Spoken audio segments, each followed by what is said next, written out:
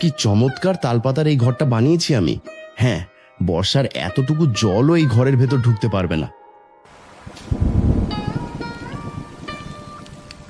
কই গো শামিমা, ইলিশ মাছের রান্নাটা কি শেষ হলো? খিদে পেয়েছে তো খুব। পাতার ফাঁক দিয়ে তো দারুণ গন্ধ বেরোচ্ছে গো। এই তো প্রায় হয়েই এসেছে গো। তুমি চাল থেকে নেমে স্নান করে জলদি ঘরে এসো। হ্যাঁ হ্যাঁ, এই নামছি, আমার কাজও প্রায় শেষ।